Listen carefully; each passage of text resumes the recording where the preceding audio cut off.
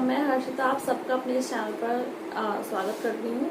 आज मैं जिस वीडियो पर रिएक्ट करने वाली हूँ वो थोड़ी डिफरेंट है और ऐसी टाइप की वीडियो पर मैंने कभी भी कोई रिएक्शन वीडियो नहीं बनाया है। और वीडियो जो है आप लोगों को तो थंबनेल से पता चल ही गया है। तो ये वीडियो जो है ये है मृत्यु के बाद क्या होगा, गीता ज्ञान। गीता में श्री कृष्ण जो है उन्होंने अर्जुन को जो उपदेश दिए थे महाभारत के युद्ध में उनके विचलित हो जाने पर, तो वहाँ उन्होंने वर्णन किया था बहुत अच्छे तरीके से कि हमारा मृत्यु के बाद जो ये बॉडी है वो यहीं रह जाती है, सिर्फ एक कपड़े की तरह है। उसके बाद जो हमारी जो जर्नी है, हमारी जो सोल है, उसको आप लोग जैसे भी समझते हैं, उस आत्मा को या सोल को कैसे भी, तो वो जो सोल है उसकी एक न्यू जर्नी स्टार्ट होती है वहाँ से, जिसके बारे में कि हम लोग बिलीव भी नहीं करते इन चीज़ों के बारे में। हम सोचते हैं कि हम लोग यहीं पर डेथ हो गई, उसके बाद की कोई जर्नी नहीं है, सब यहीं खत्म। लेकिन ऐसा कुछ भी नहीं है, उसके आगे भी हमारी एक जर्नी है।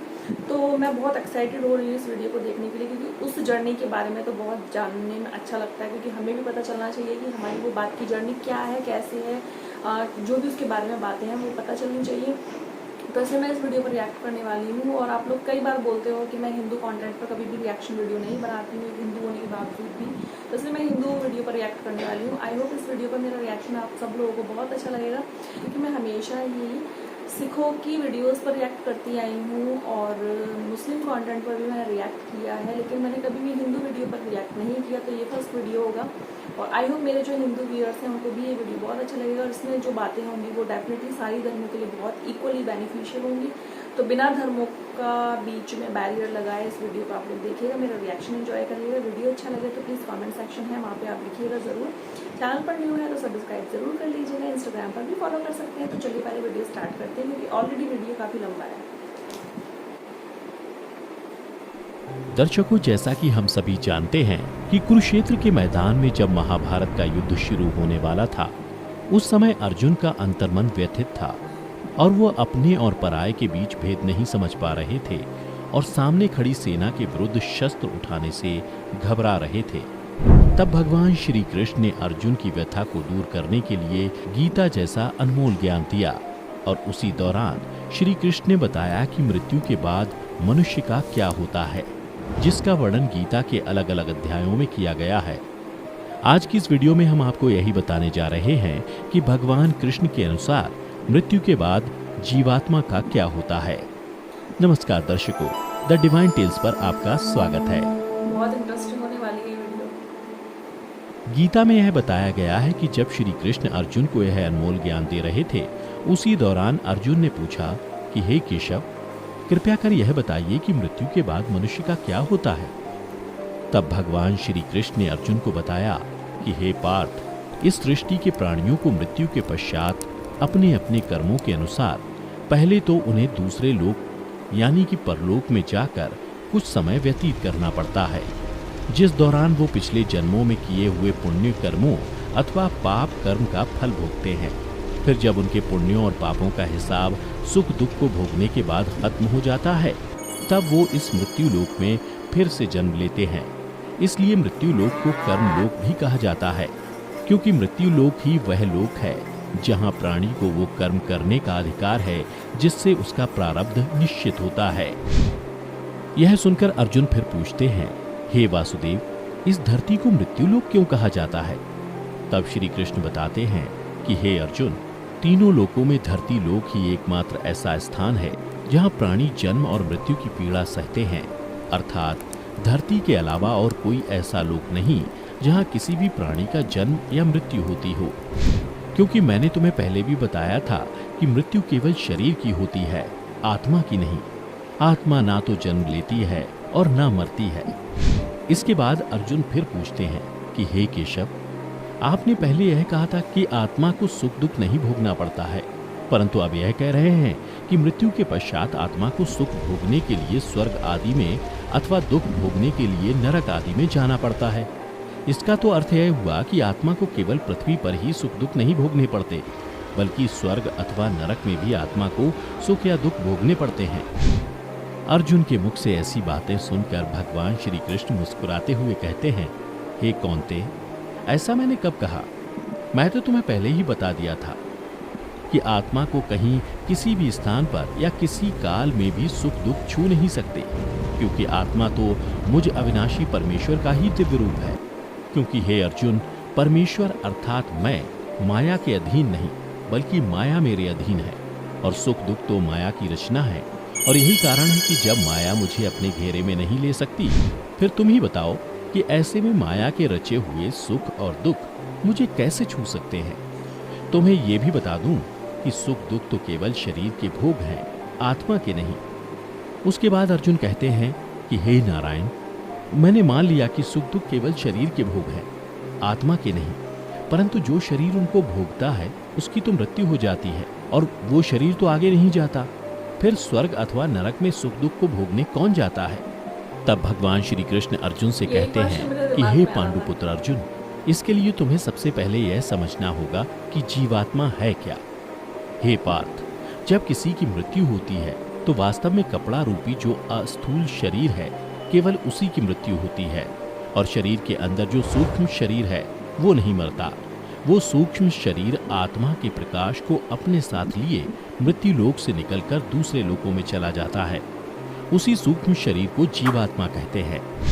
यह सुन अर्जुन श्री कृष्ण को बीच में टोकते हुए पूछते हैं कि हे माधव, इसका अर्थ तो ये हुआ कि जब आत्मा एक शरीर को छोड़कर जाती है तो साथ में जीवात्मा को भी ले जाती है।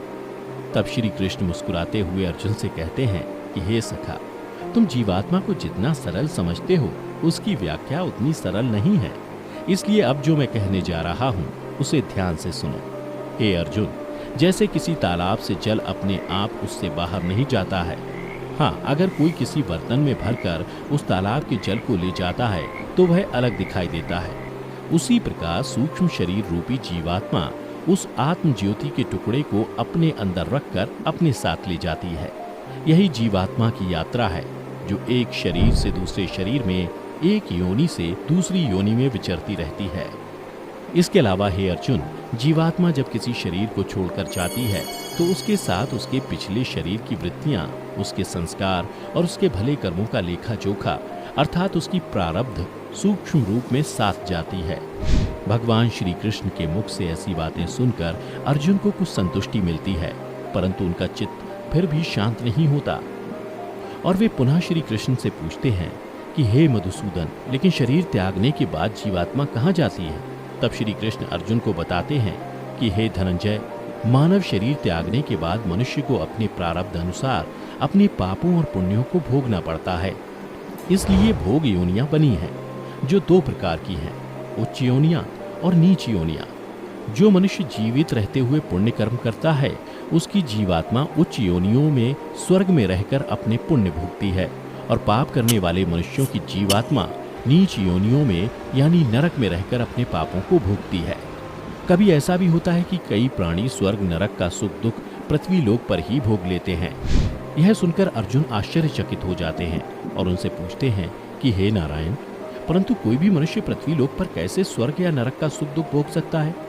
तब भगवान श्री कृष्ण कहते हैं कि हे अर्जुन, जैसे कोई मनुष्य सभी तरह से संपन्न है, अर्थात ऐसा मनुष्य जिसकी सेवा करने के लिए कई दास दासियां हर समय खड़ी रहती हैं, परंतु एक दिन अचानक उसका जवान बेटा किसी कारणवश मृत्यु को प्राप्त हो जाता है जिससे वह सबसे अधिक प्रेम करता था।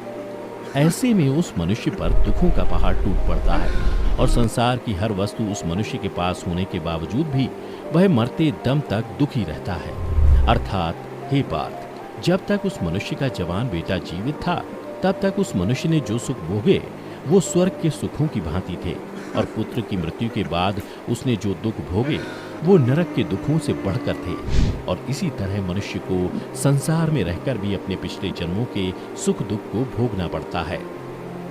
उधर अर्जुन भगवान श्री कृष्ण की बातें सुनकर मंत्रमुग्ध हो जाते हैं।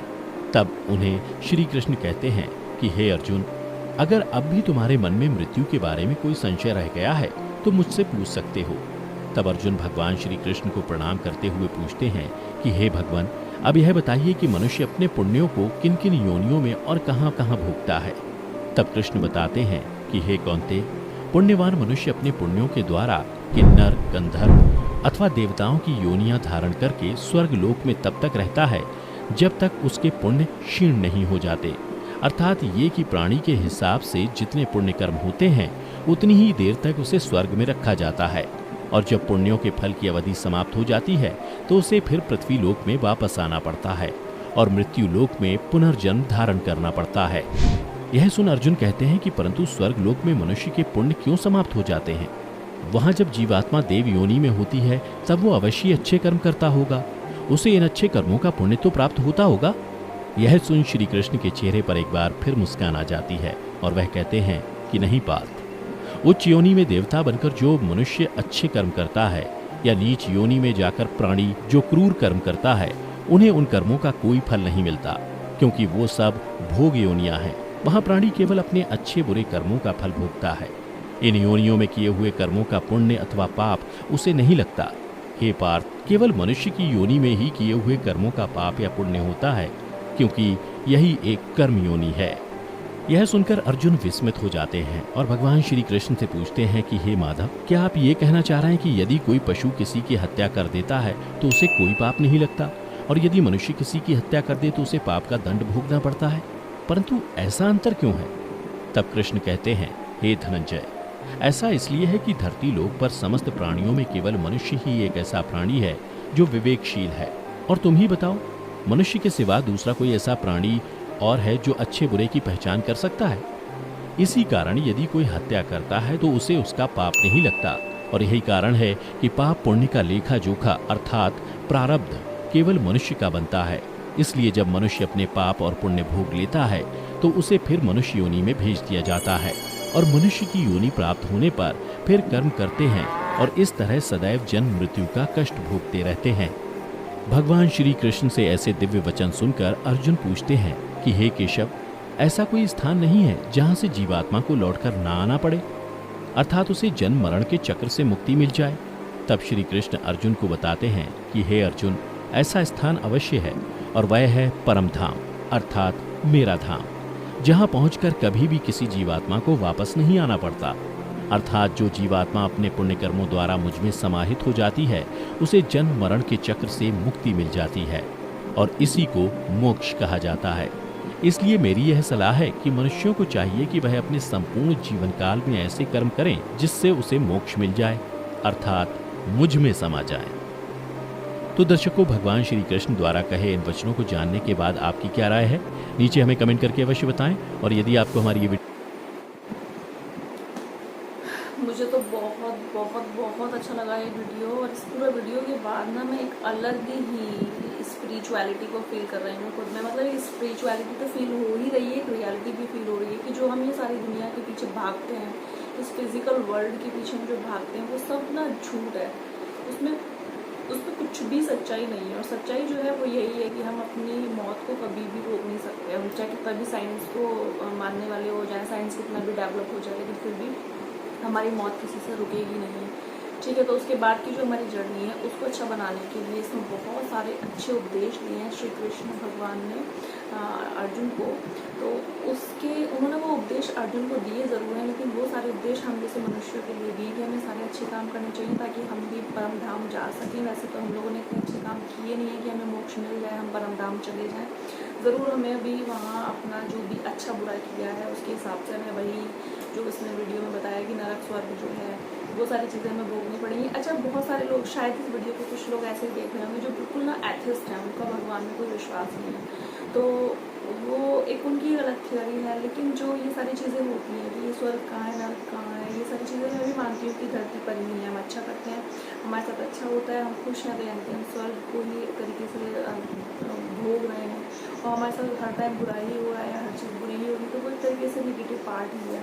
लेकिन हमारी ना डेथ के बाद भी जो हमारी सोल है उसकी भी एक जर्नी होती है, तो उस सोल को भी ना वो जर्नी पूरी करनी होती है। जैसे उन्होंने बताया कि जीवात्मा जो है वो अपने अंदर सब चीज़ों को लेकर जाती है, तो हमें हमेशा अच्छे काम करते रहने चाहिए ताकि हमारी जो जीवात्मा है जब हमें लेके जाए तो वो हमें कम से कम स्वर्ग में तो लेके जाए, ताकि हम वहाँ थोड़े टाइम पुण्य का फल भोगें, उसके बाद हम पृथ्वी में उस जीवन चक्र में फिर से हों। वैसे तो मेरा तो मन ये है कि जीवन चक्र में फिर से फंसना ही ना पड़े, सारे काम इतने अच्छे करो, किसी का कभी मन मत दुखाओ कि हमें इस साइकिल में आना ही ना पड़े, और हम भी श्री कृष्ण में ही समाहित हो जाएं और उनके साथ ही उनके धाम को चले जाएं। ऐसा होना चाहिए, लेकिन उसके लिए हमें करने पड़ेंगे बहुत अच्छे अच्छे काम। कभी भी किसी का दिल नहीं दुखाना है, जानबूझकर तो दुखाना ही नहीं है, अनजाने में भी दुख जाता है, बाद में पता चल जाता है, तो उसको हमें ज़रूर फील करना चाहिए अंदर से, हर चीज़ पर क्षमा याचना करनी चाहिए। और ऐसे करके बहुत सारी चीज़ें हैं जो कि हमें वैल्यू डेवलप करना चाहिए, ये सारी चीज़ें हैं, तो बिल्कुल वो सारी चीज़ें भी करनी चाहिए। आई होप आपको इस वीडियो पर मेरा रिएक्शन अच्छा लगा होगा। वीडियो आपको बहुत अच्छा लगा होगा, क्योंकि मुझे तो बहुत अच्छा लगा वीडियो। सच में बिल्कुल सांसारिक दुनिया से मन हटा देने वाला ये वीडियो था। एकदम साक्षात भगवान श्री कृष्ण के मुख से निकली हुई, मुखारविंद से निकली हुई सारी बातें थी। तो आप लोग बताइएगा कैसा लगा मेरा रिएक्शन। तो चलिए मिलते हैं नेक्स्ट वीडियो में, तब तक के लिए श्री राधे।